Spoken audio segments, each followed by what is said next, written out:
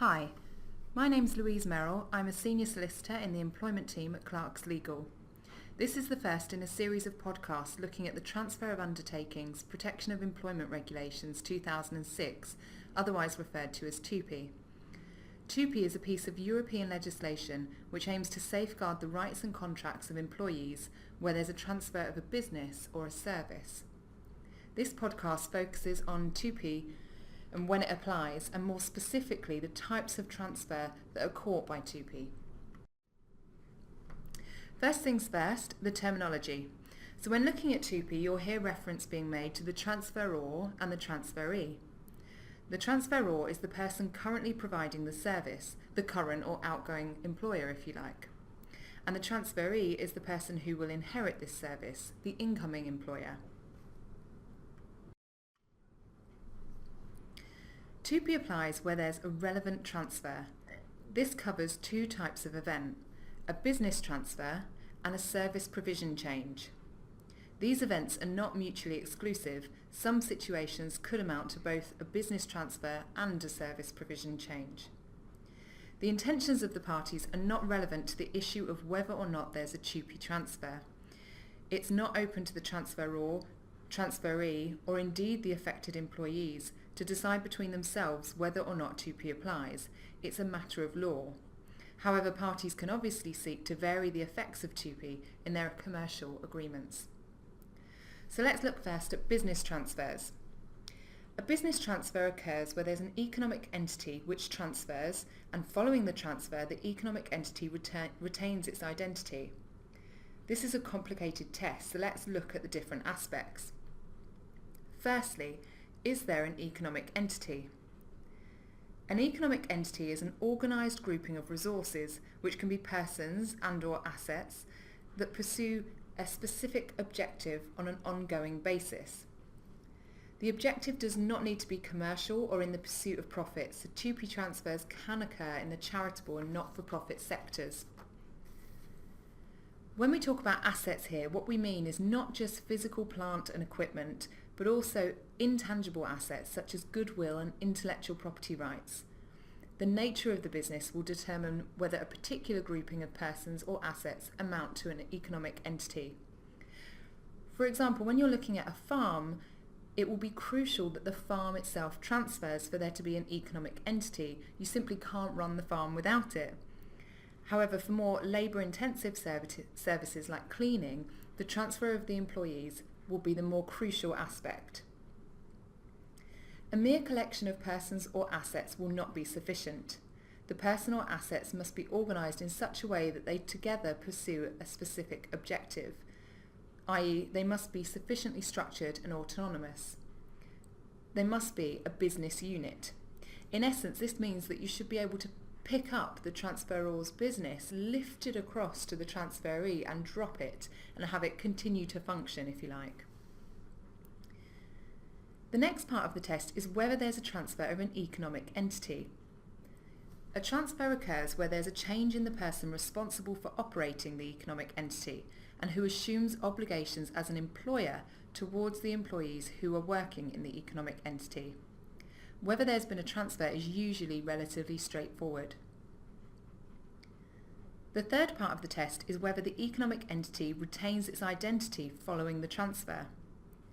Here you'll need to look at the economic entity pre- and post-transfer and make comparisons to determine if the economic entity is still in existence. This should be obvious where the operation is being continued by the buyer who is carrying on with the same or similar economic activities as were carried on by the seller prior to the transfer. That's known as the going concern test. In deciding if the economic entity has retained its identity, all of the circumstances should be considered, including the following factors: the type of business, the extent of transfer of machinery, factory premises, stock, equipment, plant, tools, etc., the value of the seller's intangible assets and whether these are transferring, the transfer of any employees, whether customers or clients are transferring, the degree of similarity between activities carried on before and after the transfer, the extent of any disruption of those activities as a result of the transfer. Now we move on to the second type of relevant transfer, the service provision change. A service provision change can occur in 3 scenarios. The first is where the client appoints a contractor to provide a service currently undertaken internally by the client.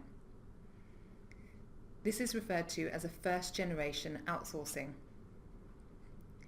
The second is where the client moves contractor, i.e. they replace the current contractor with a new one in respect of a particular service. This is referred to as a second-generation outsourcing. And the third is where the client terminates the outsourcing arrangements and brings the service back in-house, and that's referred to as insourcing.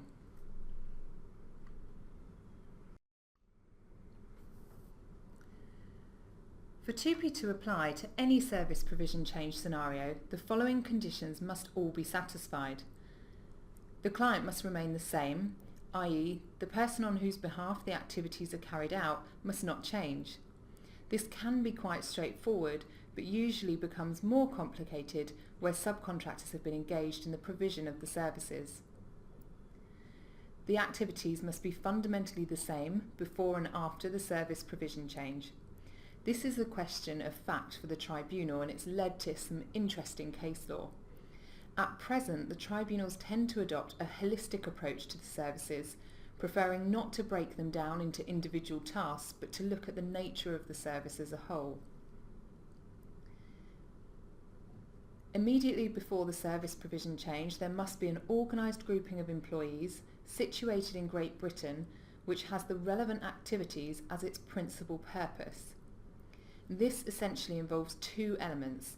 It involves identifying the organised grouping and then determining the principal purpose of that organised grouping.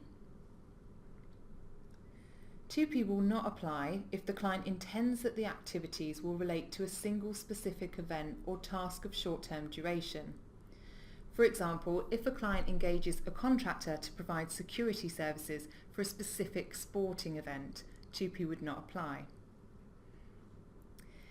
TUPE will also not apply if the activities constitute wholly or mainly the supply of goods for the client's use. For example, if a client engaged a contractor to supply sandwiches and drinks to its staff canteen, TUPE wouldn't apply. However, it would be a different story if that contractor was also providing the canteen service itself. Service provision changes are very complicated, and there's extensive case law on the conditions and exceptions that we've touched upon here, and we'll be exploring these in more detail, including the relevant case law, in later podcasts. So that brings us to the end of this podcast, but please do watch out for our future podcasts in this series, and remember that Clark's Legal are always on hand to assist with any TUPE advice that you may need. Thank you for your time.